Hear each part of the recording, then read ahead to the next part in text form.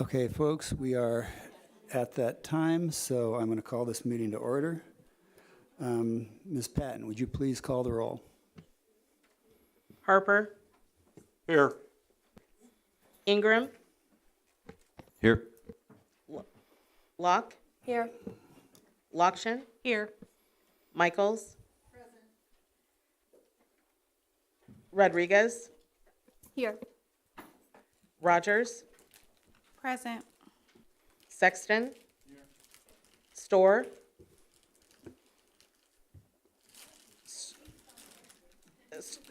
Straub.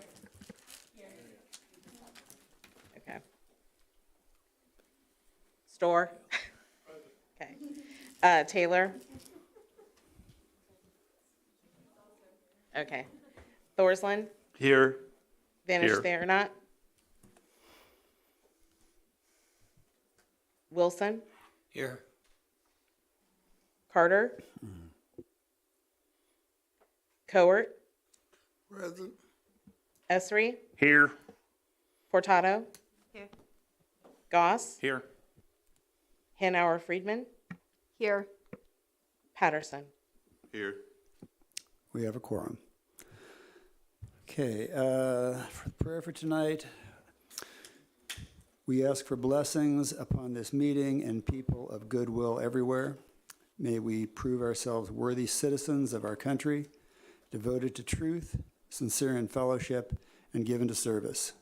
Let us stand firm when the fight is hard. So I'll stand for the Pledge of Allegiance.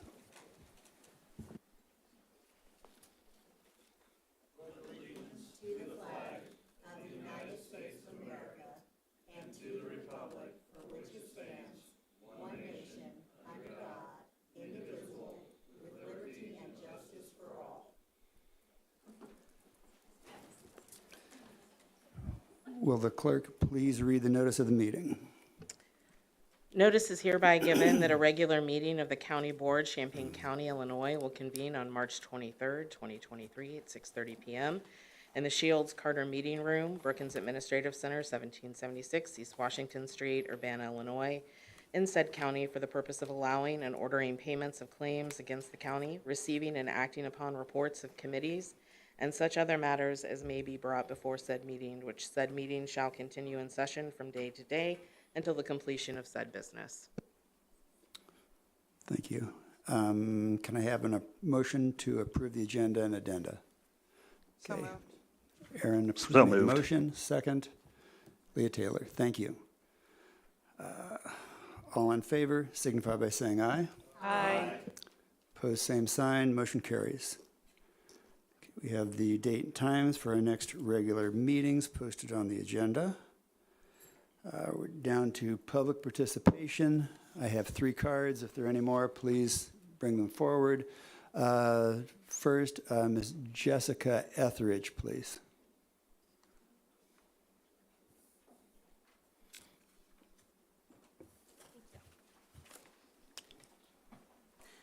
Hi, my name is Jessica Etheridge, and I am here on behalf of the Nest Postpartum Support. We are a 501c3 nonprofit that was started in 2020 by local former NICU moms who saw the need for more local care and support for families in the Carl NICU neonatal unit. And we have applied for the ARPA grant and wanted to introduce ourselves and just give you a little brief introduction of what we do. Our goal is to change the narrative about the NICU experience from a story of struggle and isolation to one that focuses on community and support. We do this by pairing local families that are in Carl Hospital with local volunteers from our organization who are their care coordinators during their time in the hospital. And they have a weekly phone call, sometimes more than that, where then they're able to, the care coordinators are able to offer emotional support while also being able to give them a list of resources like gas gift cards, transportation in the area, housing, food, groceries, also childcare. We have some other organizations that are helping with childcare for parents to be able to go be with their babies in the NICU, since our other kids aren't allowed to do that. And in our first 16 months, so we started providing services in October 2021. In our first 16 months, we have supported 40 families that have been in there for long-term care with $56,671 worth of services. And the Nest has really filled a gap in care and support for families with hospitalized infants that was only exacerbated by the COVID-19 pandemic. So this fiscal year, we have the goal to support double of the amount of families that we've served in our first year.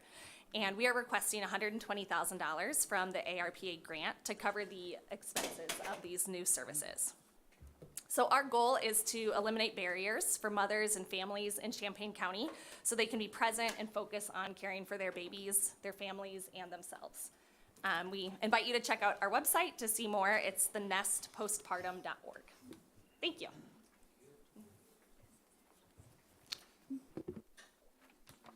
Excuse me, thank you very much. Next, Matt Soyland.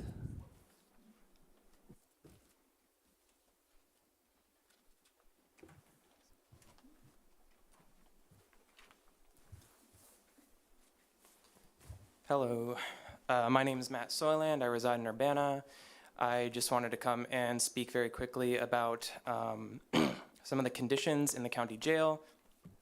I wanted to raise a point which has been raised before, that in-person visits are currently not allowed in the jail still, and since Securus Technologies, which has a monopoly on jail communications for the county jail, charges between $6 and $13 for 20-minute audio and video calls. That's pretty cost restrictive on families that are already trying to scrape together money to bond inmates out. That creates already, problems on top of problems that these folks have. In addition to that, I wanted to raise the point that the Securus Technologies contract could be re-examined. I'm sure that's probably through the county sheriff, but increased scrutiny needs to happen there. On top of that, I wanted to bring up how, recently, very recently, the jail's population has doubled, and to the point where county jail population had to be bussed into other counties. I mean, this is something that people have brought up repeatedly. It's pretty ridiculous that you have to take jail population and bus them into other counties because you cannot hold them. And I understand that this board allocated money to renovate the jail, to expand the jail. However, I fail to see how renovating a jail, which I'm sure is going to take at least, I haven't examined the plans a significant portion of time, solves the problem of a booming jail population. There's obviously something else going on there. Not to mention the least of which is that the public defender's office is severely underfunded. I mean, this is not news to anybody, I'm sure. Underfunded, there's a huge case log, especially since COVID. That's really it. So I will cede my time. Thanks. Thank you so much. All right, next is Brian Dolinar.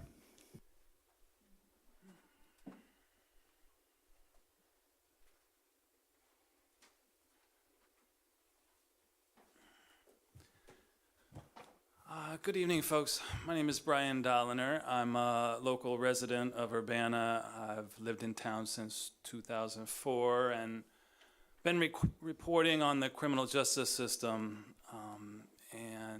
here locally. And I'm a journalist. I've been reporting on the hunger strike that took place at the county jail here over the last few weeks, which is now officially over. I've been in contact with one mother for the last year who's been reporting the situation to me there with her son, and I took probably half a dozen calls from different individuals, half a dozen individuals at the jail about the situation there and talked to family members. There's a lot of frustration at the jail, which I'm sure some of you have heard about, but I just wanted to try to really put a face to this of what's going on and importantly what the county board can do to make some changes.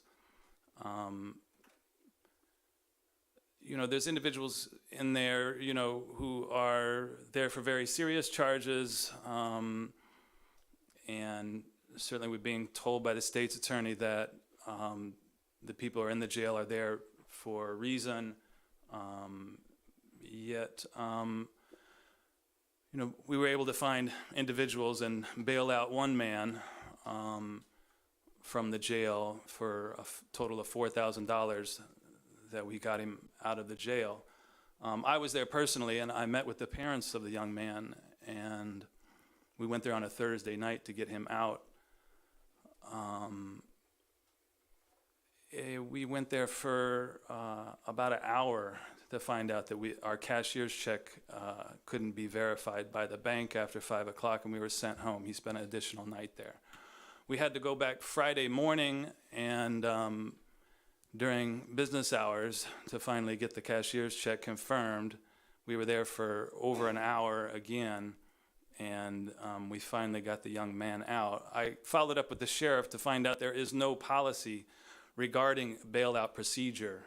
So that would be, I know that's not under the purview of the county board, but certainly requests can be made and pressure can be applied, and conversations can be had to make sure that there's a basic policy for how people are bailed out of the jail. The parents had to go home without their son Thursday night. He had to spend an extra night there. Nobody wants to spend an additional night at the jail. So there are these kind of persistent problems. The numbers are that during, previous to COVID, there were around 180 people at the jail. At the height of COVID, and there was an effort to drive numbers down at the jail, there was 140 people. Now that number's around 320. So there's a dire situation at the jail, a real crisis going on. One measure is to fund the public defender's office, and we're familiar that the public defender's office is being staffed up, but we want to advocate for more monies, for additional hires, to handle some of the real tough cases. But really here the problem is the state's attorney, who's been real hard-headed and refusing to offer reasonable plea deals, who has been promoting a real tough-on-crime agenda, we believe, to undermine the PFA, the Pretrial Fairness Act, to drive numbers up at the jail, to really create a manufactured crisis. But what I found out most immediately the county board can deal with, I believe the phone contract has just expired with Securus and needs to be renewed. I took those calls from the jail. They were $6 for a 20-minute call. And I know that the video calls are $13. I talked to one man in there who was just, he's poor and destitute, has mental issues. His mother just got out of a coma. They can't afford the $6 phone calls. They can't, let alone the $13 video calls. This is something very immediately that I'd be interested in talking with county board members, what can be done to revise this contract. Thanks so much for listening. Thank you. All right, Grace Wilkin.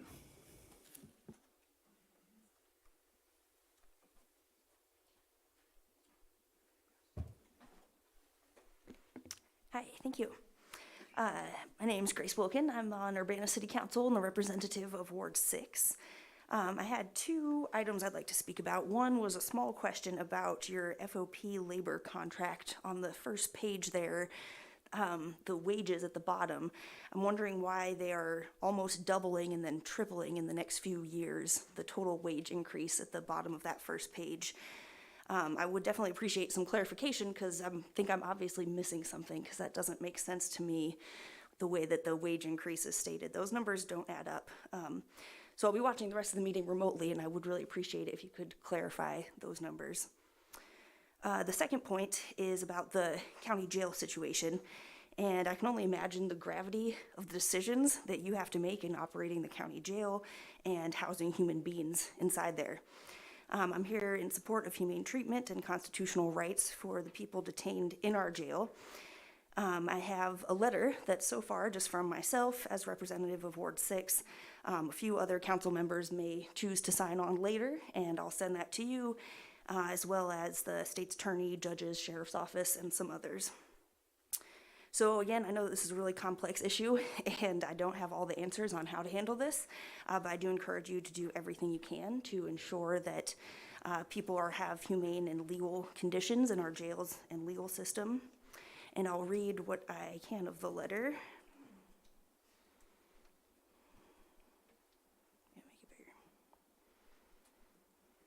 We write in support of basic human and constitutional rights to all individuals detained in the Champaign County Jail. It's come to our attention that there's been a recent hunger strike that lasted for 2 weeks among some of the people in the jail, seeking fulfillment of their Eighth Amendment rights. Many have been held in the jail for a long period, and some state that they have not spoken to their attorney in months. In-person visits have not been restored since the start of the pandemic, and families are forced to pay high rates for a chance to communicate with their loved ones in the jail through phone or video calls. Even though the hunger strike has ended, these conditions remain for those detained in the jail. The Eighth Amendment states that excessive bail shall not be required, nor excessive fines imposed, nor cruel or unusual punishments inflicted. Regardless of someone's actions, they are still entitled to their constitutional rights, and these individuals awaiting trial have not been convicted of a crime and are presumed innocent until proven guilty. We ask that you consider the coming bail reforms in the state of Illinois and how that will change the bail and detainment system. Additionally, we support access to timely and fair legal representation. Social connections are essential to mental health of any human being, and as such, and as a basic human right, we support inmates' communication with family members and legal representation without excessive financial burden. We are not asking for the exemption of the legal system or for these individuals to avoid accountability for their alleged actions. We are simply asking for basic constitutional and human rights to be respected in our local jail and legal system. Thank you. Thank you, Ms. Wilkin. Next up is Luke Lee.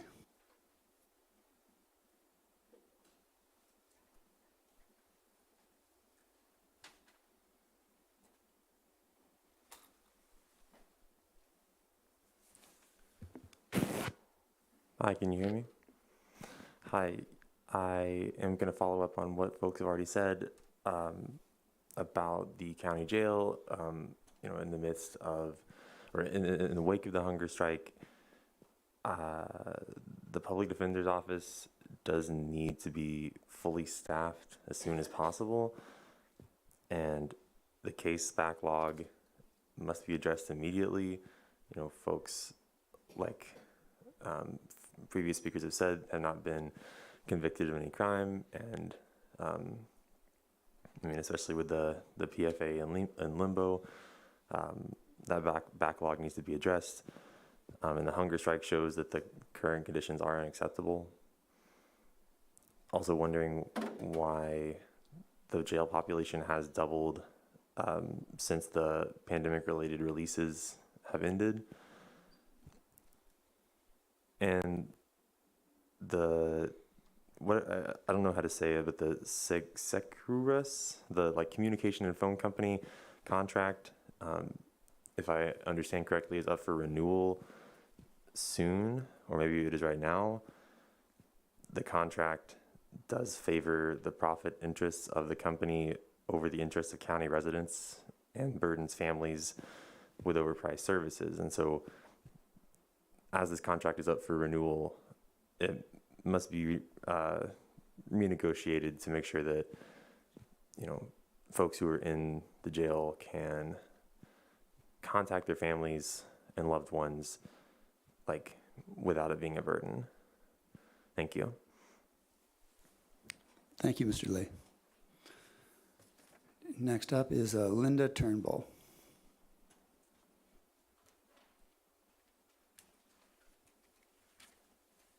Good evening, everyone.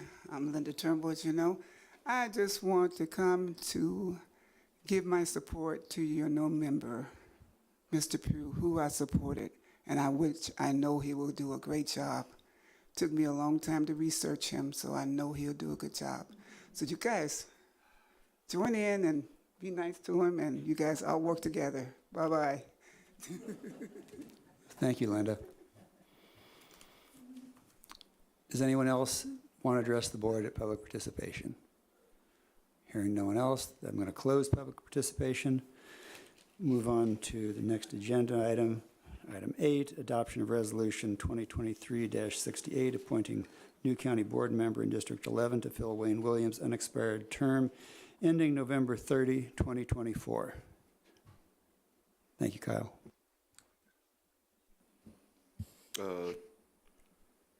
I guess so moved.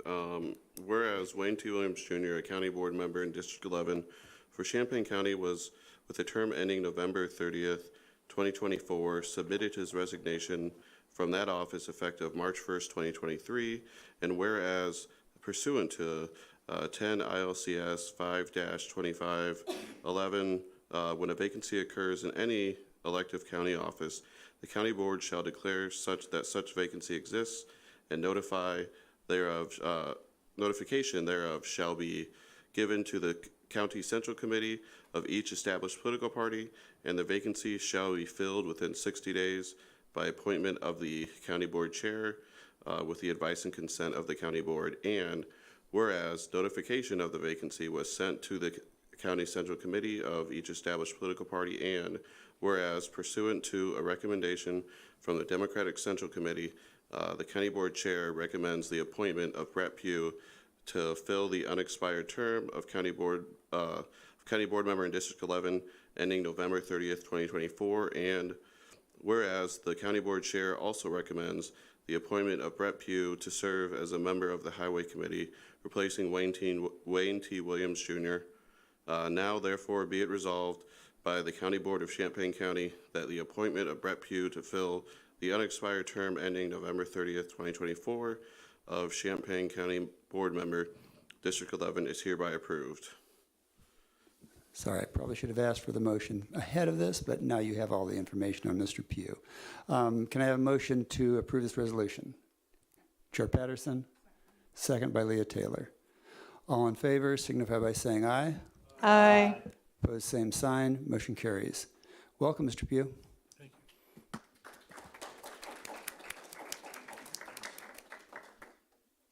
Now the clerk will administer the oath of office.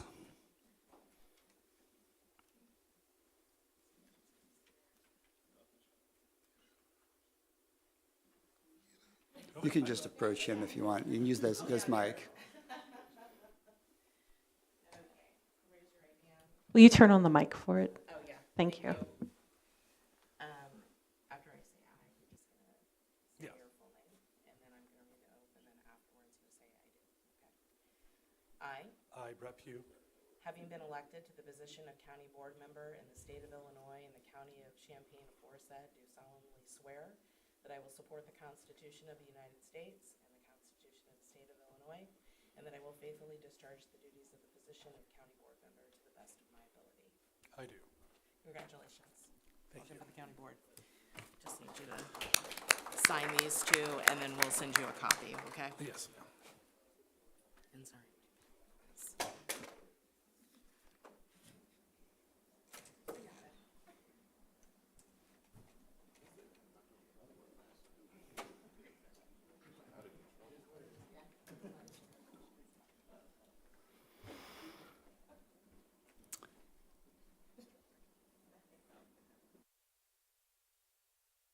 Can I have a motion to approve the consent agenda? So moved, Ingram. So moved Ingram, second Michaels. Thank you. We have a motion and a second. Any discussion? Hearing none. All in favor? Excuse me, that's the roll call vote. Will the clerk please read the roll? Harper, Yes. Ingram, Yes. Locke, Lockshin, Yes. Michaels. Pugh, Yes. Rodriguez, Yes. Rogers, Yes. Sexton, Storr, Yes. Straub, Yes. Taylor, Yes. Thorsland, Yes. Wilson, Yes. Carter. Oh, sorry. Cowart, Yes. Esri, Yes. Furtado, Yes. Goss, Yes. Hanauer, Friedman, Patterson. Yes. Excuse me, motion passes. Let's see, communications from the board. Mr. Ingram? A couple quick things. One, I'm not sure who all got this. I think it was meant to go to the entire board, but just to read it into the record, there's an email from Dottie Vera Weiss that says, "Dear County Board members, I'm writing about the situation at the county jail in order to urge you to find ways to address the contributing issues. The recent hunger strike drew attention to ongoing problems of overcrowding and their causes, including 1. The large number of people who are detained pending trial, severely exacerbated by the delayed implementation of the Pretrial Fairness Act. 2. The filing of high charges in order to impact plea bargain resolution. It also creates pressure for higher bail amounts, unaffordable to many individuals. 3. The extended time between indictment and case resolution through plea bargain or trial, due partly to inadequate staffing of the Public Defender's Office and the State's Attorney's Office. 4. Long-term impacts of inadequate human needs funding for general violence prevention and for reentry of returning citizens. These needs include housing assistance, job training, and prevention and treatment of substance use disorders. I realize that these issues are beyond your immediate control, but I urge you to identify and support measures to address them. This should include a task force involving representatives of the Sheriff's Office, State's Attorney, and Public Defender's Offices, and the Circuit Court. Thank you for your work on behalf of residents of Champaign County. Sincerely, Dottie Vera Weiss." Also, really quickly, I assume a lot of you have seen the news, but the County Clerk's Office has issued an SOS in need of election judges for the upcoming election on April 4th. That's from both parties. So if everybody that happens to be here could maybe find one person that they think would be great for as an election judge. This can include 16 and 17-year-olds if they have a 3.0 or higher GPA, I believe is the GPA. But it's a way for them to get involved civically and make a little bit of money, which is also nice when you are a teenager. So, but please, so that we do not have to have any situations where there are closed polling places on election day, which can happen if we don't have enough election judges. Please reach out to people that you know that have been them in the past, or just people that might be good at that in general. Thanks.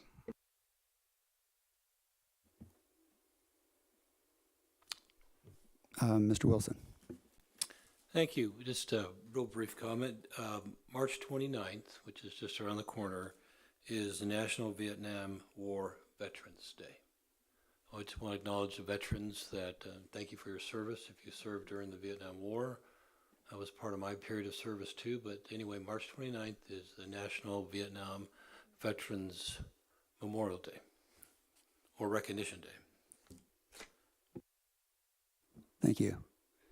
Anyone else? Seeing none, let's move on to approval of the minutes.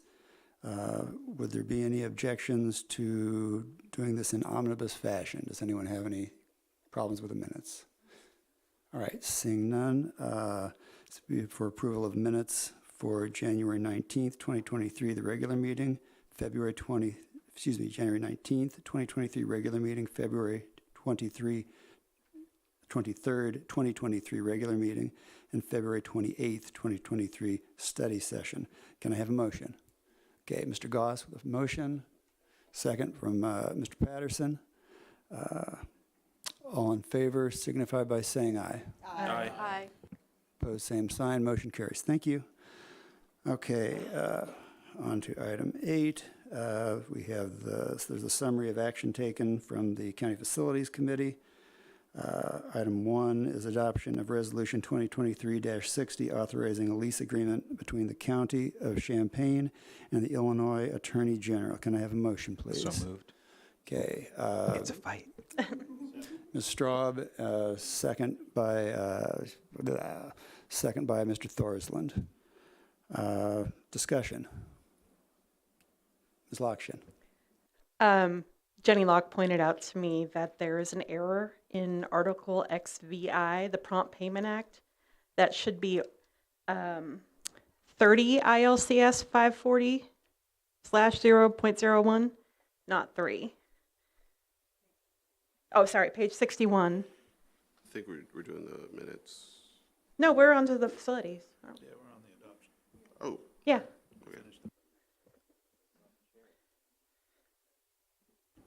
So remind me again, would you repeat that again, please? Page 61, Article Okay. XVI, Prompt Okay. Payment Act. That should be 30 instead of 3. 30 instead of 3, you said? Yeah, it's about a third of the way down the page. Okay, yeah, I'm seeing it. Yeah. Okay. Can I have a motion to amend this resolution? This is out of the Facilities Committee, so maybe someone from some Facilities Committee, okay. Well, I don't know, would that be the people who already moved this one? Would that be having them? Oh, excuse me, will someone take a friendly amendment to modify this resolution? The motion was second was from Eric, the motion was from Mr. Goss, or Ms. Straub. Yeah, that's fine. Okay, all right. All in favor of go ahead, yes. Sorry, one quick question. I noticed this goes out, I believe, to 2027. I didn't know if we would want to tie ourselves in that long. I can speak to that. There's Yes. actually a clause in the lease agreement that allows 180 days for both sides of the lease to get out of that agreement, just in case we decide to sell or they decide to move.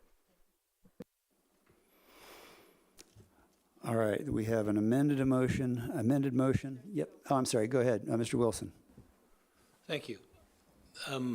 My challenge with this contract is I don't see a default agreement if the state's attorney defaults to pay their bill. And I raised this up during the facilities meeting, and I got the impression that it would be considered or talked about, but I don't see how you can have a rental agreement without a default. In other words, if they default to pay, or maybe they're exempt because of the state's attorney, but I would just like to know why there's not a default clause.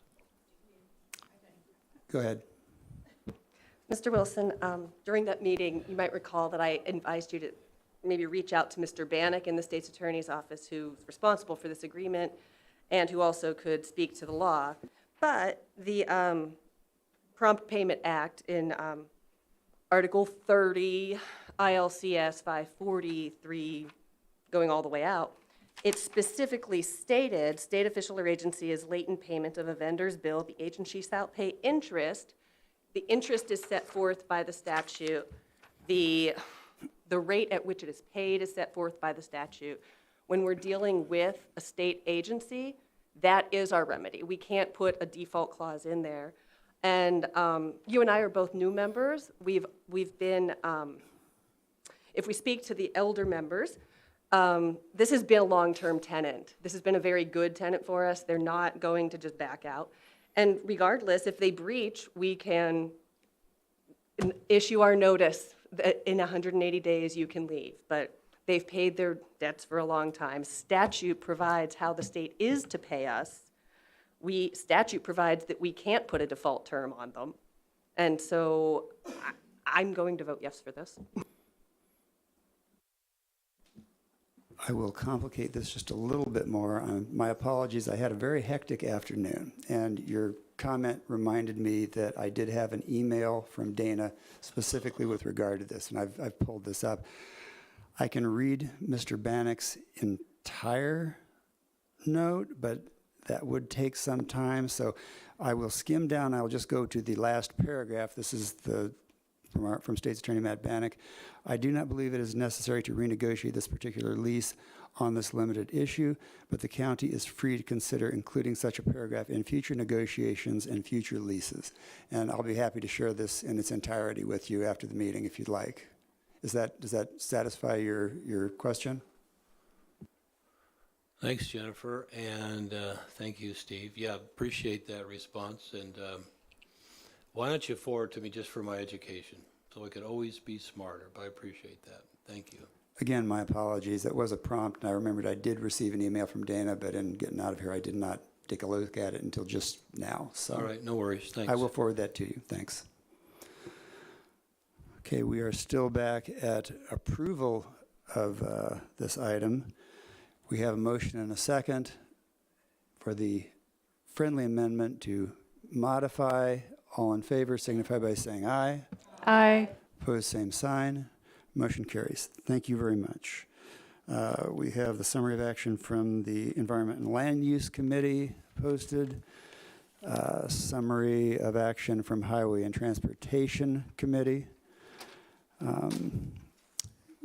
Next item, area of responsibility, summary of action from Committee of the Whole, Social Justice, Finance, Policy and Personnel and Appointments. On to new business, adoption of resolution number 2023-61, authorization of payment of claims. Can I get a motion for item 15? So moved by Patterson, second by Thorsland. Discussion.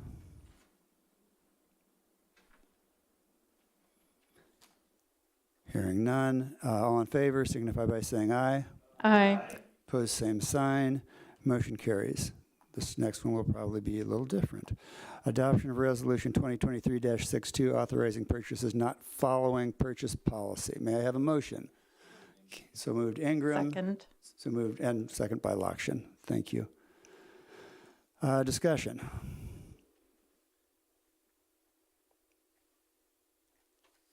Really? Oh, Stan.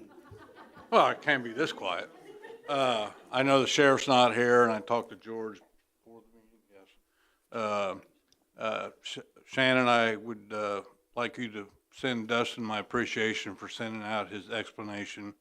I appreciate the forward and explaining what happened, and I appreciate that very much.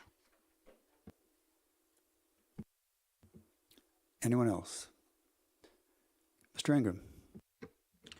One of the things that the auditor did point out to me or to us earlier today was that this would have been proper previous to January 1st. So this was a holiday party that happened on the 12th. So up until January 1st, and in all previous years when the sheriff had done this, it would have been proper. And I honestly would like us to go back and look at making it proper again, because if this was, I think, any department, and I made the comment during our own caucus that if this was Dwayne, I would not have a problem with this either. It just seems maybe like we're being a little bit overzealous, and maybe could clean this up so that we don't have to do this again. Thanks. If I can microphone out, I'll keep moving here. All right, we have a motion and a second. All in favor signify by saying aye. Aye. Opposed, same sign. Motion carries. Okay, on to item C. This is C-Carts and public transportation. Mimi Hutchison is here from RPC to give a brief presentation and answer questions if necessary. So let's hear this, and then we'll move forward on this, hopefully in omnibus fashion. Greetings. Thank you for coming.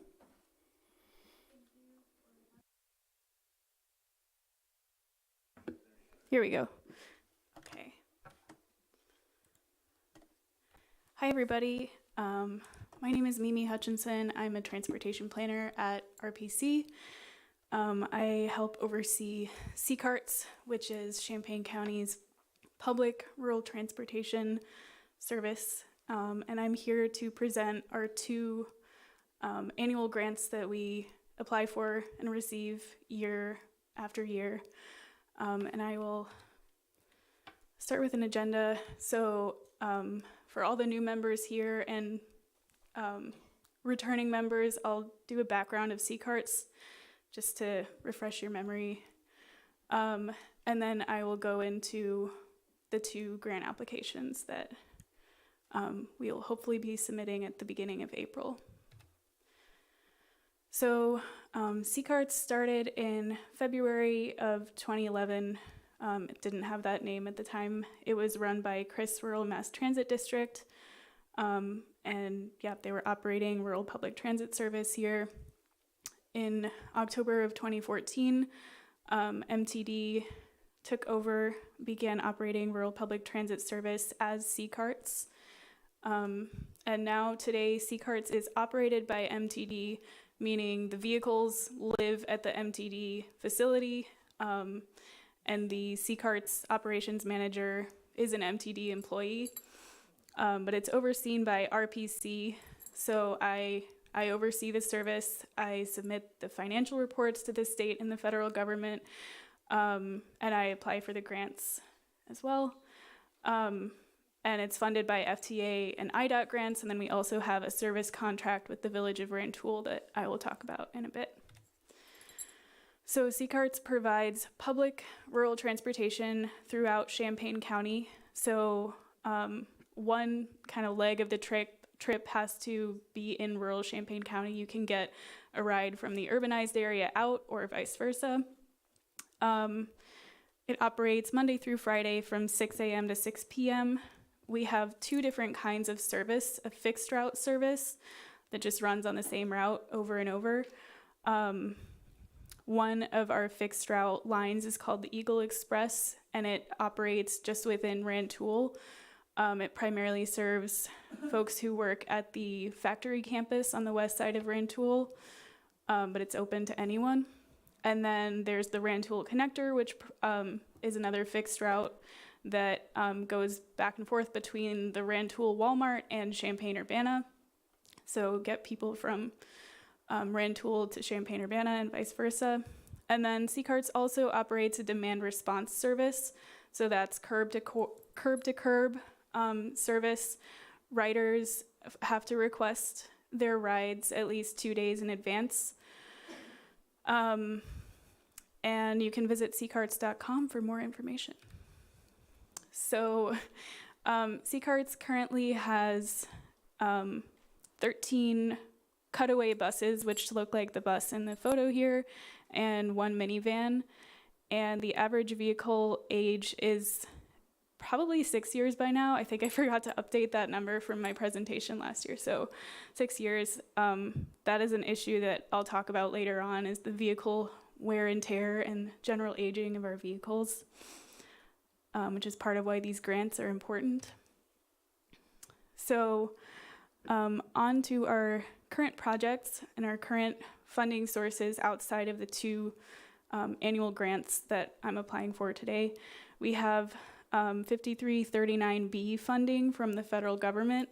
So we applied for this back in fiscal year 2020, which I think was calendar year 2021 or 2019. So the state fiscal calendar is kind of ahead of us. But we applied for a total of 4 new buses, 3 of them to replace buses in our current fleet, and then 1 expansion bus. So we submitted that in 2019. The grant was awarded in July 2022, but we are still waiting for those buses to be delivered. And we'll probably be waiting for quite a while longer. And then there's the Rebuild Illinois Capital Project, which is from fiscal year 2021, $107,000 to fund 13 bus camera systems, or 13 camera systems for each of our buses, as well as 2 replacement buses. We were awarded that in November 2020. The funds were released in spring of 2021. We were able to complete the camera installation, and we're still waiting on those vehicles. Then, so that was Rebuild Round 1. Then we did rebuild round 2 in fiscal year 2022, which was, we applied for 2 replacement buses for a total of $134,000. And the release of those funds is upcoming, and you guessed it, we haven't received those vehicles yet. So that'll be way down the road. And then there's the CARES Act, which you all are probably familiar with. We submitted an application back in June of 2022 for a little chunk of CARES money, $305,000. With that money, we hope to construct 7 bus shelters in Rantoul along our fixed route, Eagle Express route. And we also requested funds for an add-on to the wireless bus cameras that we applied for funding for and installed back in 2021. The add-on just makes it easier to transmit the video footage from the cameras to, like, remotely to a computer where the footage can be reviewed. This is a photo of a bus shelter, and we hope our bus shelters look like that someday. So I mentioned that we currently have 1 service contract in addition to all this grant funding that we apply for. So the service contract is with the Village of Rantoul. This contract has been in place since September of 2016. So Rantoul pays us $9,700 a month to operate our fixed route service in their city or their village. And the intergovernmental agreement is renewed either annually or biannually, depending on, I guess, economic conditions and our committees. So we have that as well. And now I'll get into our federal transit. 5311 is what it's called, but it comes from the federal government. So yeah, 5311 money is provided by FTA. They give us money for capital uses, planning, and operating assistance. The annual allocation that we received for fiscal year 2024 is $161,000, or $161,565. And I should note that fiscal year 2024 starts on July 1st of calendar year 2023, so in just a few months here. $20,000 of those dollars will go to administration, and $141,565 will go to operating.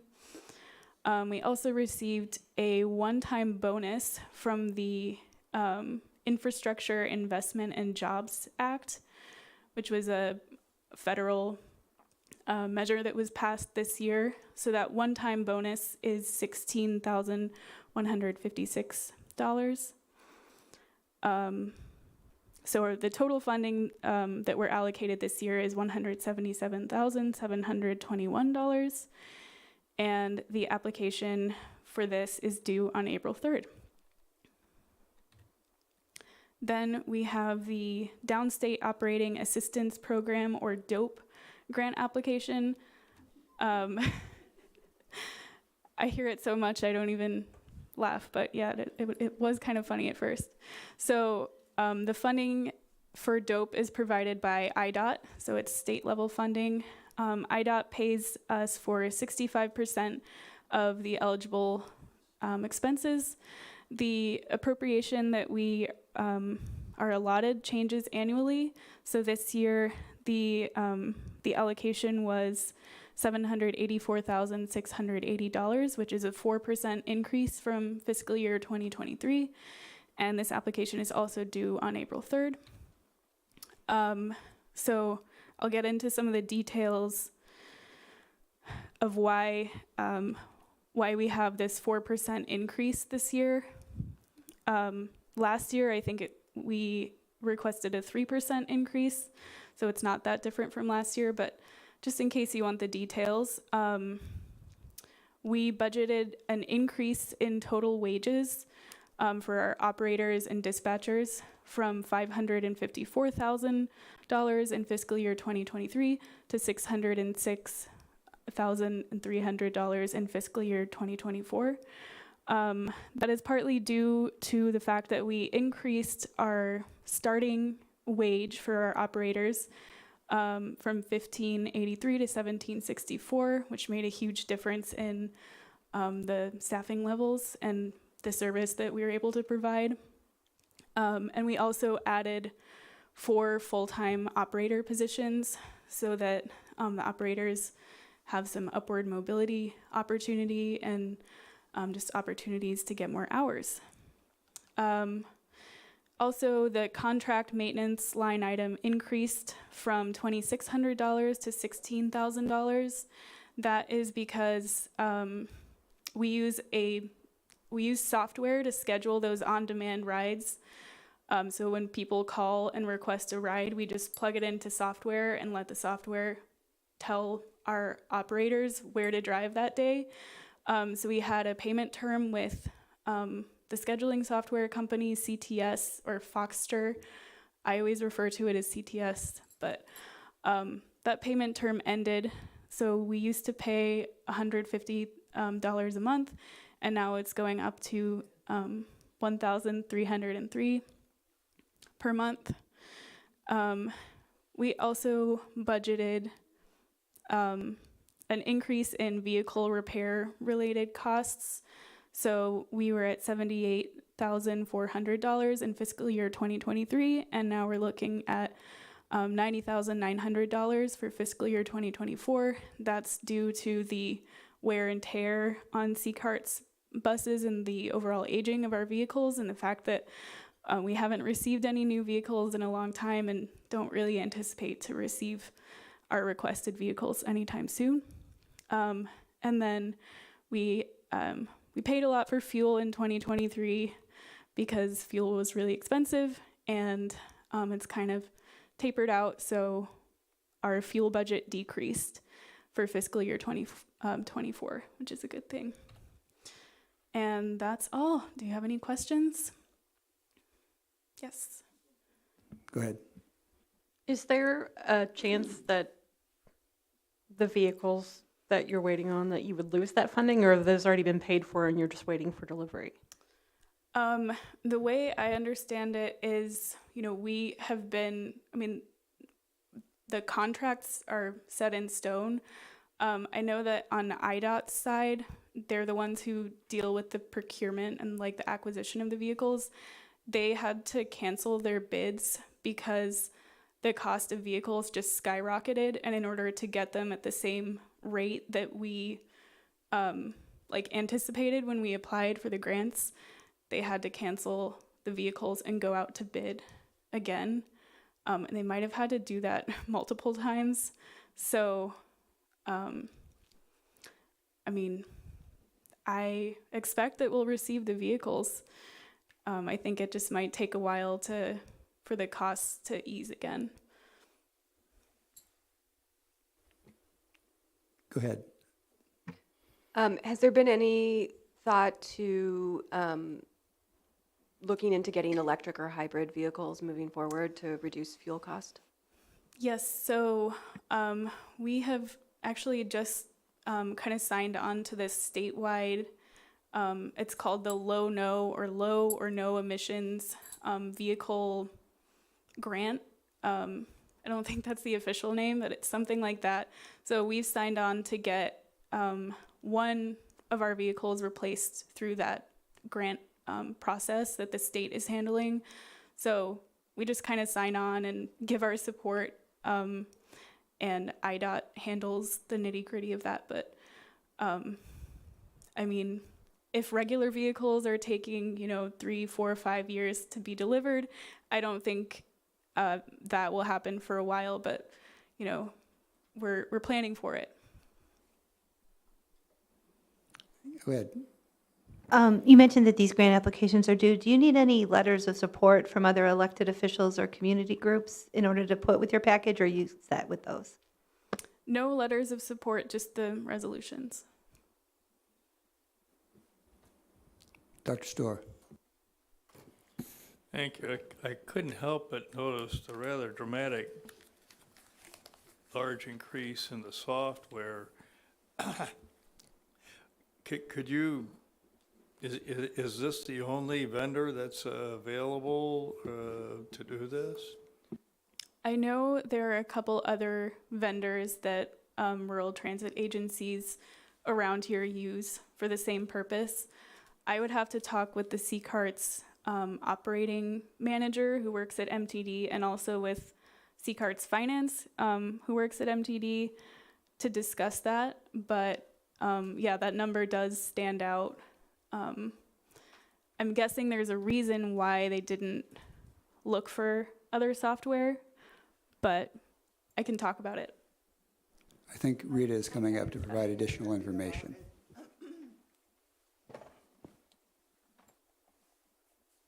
When we purchased the software included kind of a grace period.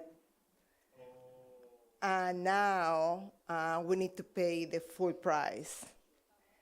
That's one thing. And changing the software then will imply that we'll have to go through the same process with a new software, and we'll have to train the staff to use a new software, which in the long term will imply more costs. Thank you for explaining that, and thank you for coming, Rita. It's good to see you again. Good to see you. Anyone else? Go ahead, Mr. Thorsland. Recalling your presentation last year, when you talked about staffing and it was an issue, and you mentioned that with the increase in pay, you're having much better luck with that. Are you fully staffed? Are people missing rides because you don't have an operator, or are you doing better now? So it fluctuates on a weekly basis because, you know, people quit or people lose their CDL licenses for various reasons. Yeah. Just to follow up, so they need CDLs. Does the C-Carts program have funding that helps them get and maintain their CDL?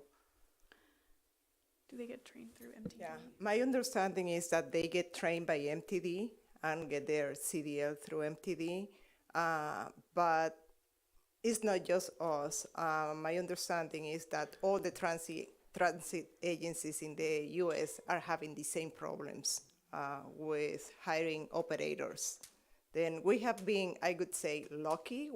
Once we increased the salaries, we were able to retain more operators, but as Mimi mentioned, it's just fluctuating every week. It's difficult to retain staff. All right, thank you. I will also add that our trip denial numbers have gone down pretty dramatically since we raised the wage, but they're not gone altogether, which is, you know, still it shows that we're underperforming. So, yeah, that's it. Ms. Furtado. Sorry, this has nothing to do with you. Just point of information, later on the agenda, we have semi-annual closed session minute review that we have to vote on, and I don't believe they're circulating. So I just wanted to see if they would be circulating so that we don't all have to hang out for 20 minutes after the meeting to wait for them to circulate. Sorry, that had nothing to do with you, but I just wanted to mention that so that they could start. Okay. Thank you. I thought we had, as a pack, been circulated. I thought I had, maybe I'm thinking of another meeting. Okay, all right, thank you.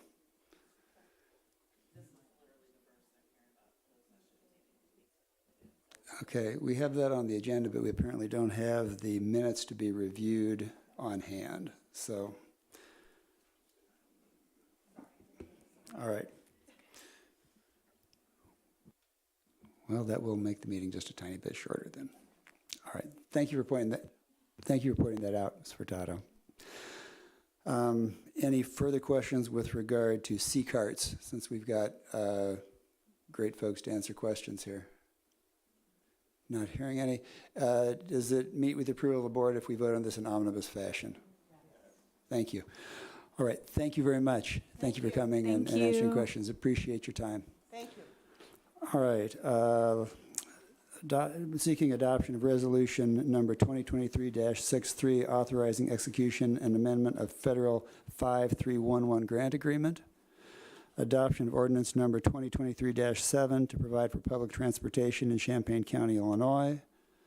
Adoption of resolution number 2023-64, acceptance of the special warranty. And finally, adoption of resolution number 23-65, authorizing execution and amendment of Downstate Operating Assistance Program. Can I have a motion? Michaels and from Jen Straub. Okay, we have a motion and a second. All in favor, signify by saying aye. Aye. Opposed, same sign. Motion carries. Thank you. On to other business. Item A, adoption of resolution number 2023-66, approving agreement between the Champaign County Board, the Sheriff of Champaign County, and the Fraternal Order of Police, Law Enforcement, and Law Enforcement Sergeants, January 1st, 2023 through December 31st, 2025. Can I have a motion? So moved by Harper, second by Taylor. We have a motion and a second. Discussion. Excuse me, go ahead, Mr. Rigas. Sure, thanks. So I had the benefit of being in the room when this was negotiated. Just a couple things that I wanted to highlight. The problem that we kind of coalesced around on both sides of the negotiation was to solve the problem of retention. We are down 30% in officers. I was glad to see a city council member from Urbana here and taking interest in this agreement. The bonuses issued, I think through American Rescue Plan funds, are one thing that we have to keep up with in this agreement. So by year 15, we finally catch up to the city of Urbana and pay scale. You'll see that this is front-loaded, right, with waiving the bonus option that we had discussed in committee. The benefit of that is that we don't have to scramble to figure out a way to fund that. We have more time to figure out how we want to meet those needs over time. And I just want to note, although this is an increase over time, that this does eventually put us in the middle of the pack when you compare us to other counties. So just wanted to note that. Thank you. Any further questions or comments? Stephanie? Just to echo, I think we had a public comment that was like, why is the third year 3 times higher? Because it's cumulative, right? The chart should be read as cumulative. So hopefully that answers that question. Further questions or comments? Hearing none, all in favor, please signify by saying aye. Aye. Opposed, same sign. Motion carries. Thank you. On to American Rescue Plan Act. Kathy, could you come up and help me work through this?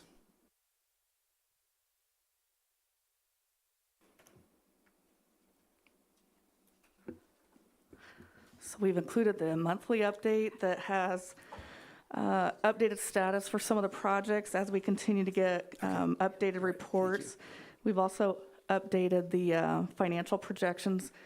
And I do want to note that even next month, we'll see additional updates as of year-end 2022. So we'll still have a few more updates for that fiscal year as well. And we continue to work on contracts for broadband and, of course, the Park District IGA is in the packet tonight too, and I can try to answer any specific questions.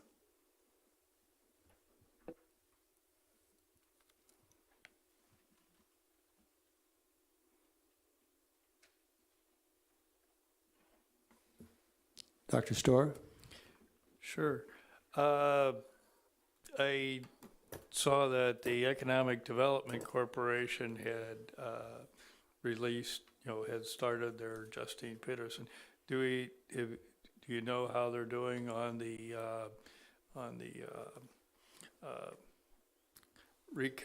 reimbursement of folks for COVID losses and some of the other contracts that are kind of with the Chamber of Commerce? Are they coming along?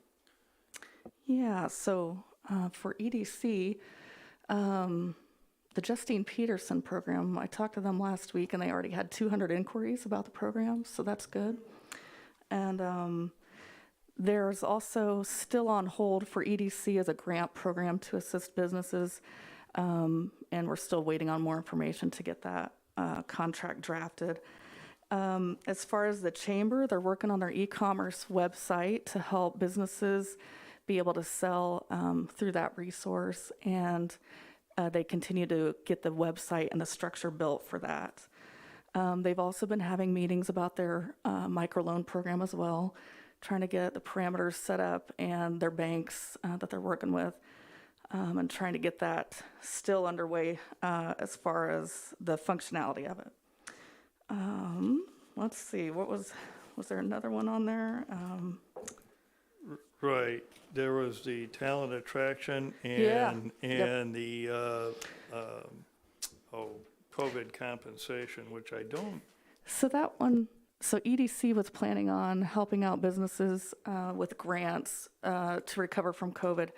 That just hasn't been drafted yet to be turned into a contract. So we haven't done that contract yet. It's still for the future. And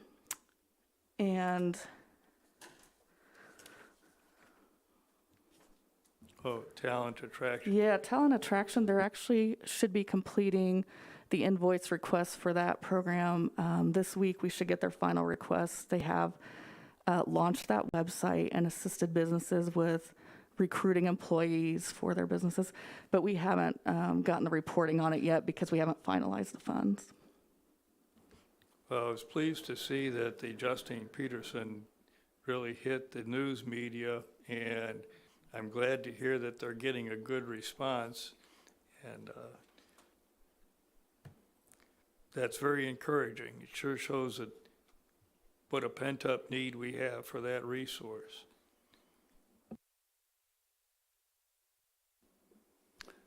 Further questions? Go ahead, Ms. Michaels. Not a question, just a little bit of an update. One of the projects under water infrastructure was the Champaign County Environmental Stewards. And actually, we have located some property to purchase and are looking at putting out a letter of intent using Jill Guth and Guth and Associates. So we're moving along on that, just as one of these projects.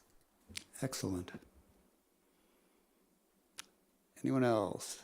Questions, comments? Okay, hearing none. Usually when we're approving funds for our ARPA projects, we've already allocated, but when we do have an agreement with another governmental entity, we have to have an IGA. So this item, item B2, will require a vote of approval. That's resolution number 2023-67, authorizing an IGA to provide financial assistance for the health and wellness facility. This, if you remember, is for the Urbana Park District. Can I have a motion to approve? Ms. Locke, and a second. I'll second. Ms. Locke Shin. Motion and a second. Discussion? Hearing none. All in favor signify by saying aye. Aye. Opposed, same sign. Motion carries. Thank you. On to item 3, Children's Advocacy Center request for funding for counseling services. This is approved. Do I have a motion? Excuse me, we don't need a motion. Can I see a thumbs up from board members if we're going to be moving forward with this? Carrie? Okay, Carrie, did you want to speak to this? I mean, I think you got the approval here, so, but it'd be great to hear more information.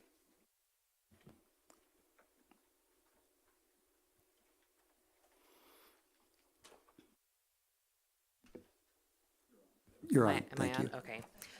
Thank you so much for the opportunity to talk to you guys a little bit about this. I feel like it was a long time ago. We had a meeting on Zoom, and I was the last one to talk, like 9-something at night, and I think I was in tears from being tired and just kind of the state of children right now. And honestly,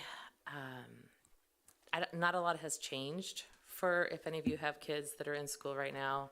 I have the unfortunate circumstance that I have 2 teenagers living in my house right now. So I live it at home. I see what my kids have gone through. just trying to go through COVID, trying to reacclimate to being in school again, you know, kids who missed their first year of high school, then they're sophomores. Our children are already suffering. School today is not anything like it was when any of us went to school. I wouldn't, you couldn't pay me enough money to have to be in school again and have to go through the things our kids are going through. And then with the work that we do, providing services to children who have been sexually abused, you're adding that abuse on top of an already hopeless situation that the kids are in. We have, it's a crisis, mental health crisis for kids right now. And for the kids that we're seeing who've been abused, fortunately, we have counselors right now that we work with. There are 4 counselors that we have contracts with, and they are providing this amazing services to these kids who have alleged to have been abused. And unfortunately, at this point in the year, we have really overspent what we anticipated in our counseling funds, which to me is a great problem to have because we have the counselors that have the availability to provide these services to children. We just don't have the funds to back it up. Something for counseling every year for our program, it's really hard to anticipate what the needs will be. We don't know from year to year how many kids we will serve. We certainly don't know the circumstances that the children will come to us with. So actually our last grant year, we had $9,000 in excess funds for counseling that we had to reallocate to a different line item because we didn't have enough kids participate. This year, we have kids begging for counseling. It's such an unfortunate thing to see and witness. I'm so thankful to the county board that you're able to help with this problem, that you're able to help these children start to heal from the abuse that they have been a part of. So I really appreciate it. Thank you so much. Thank you for coming to the board. And I saw enough thumbs up, so we're moving forward with this. I appreciate it. Thank you. Thanks. Let's see, moving on to item 4, Public Defender's request for funding for tech needs. Liz Pollock is in the audience coming forward. We've approved this. If folks have questions of Liz, please ask them now.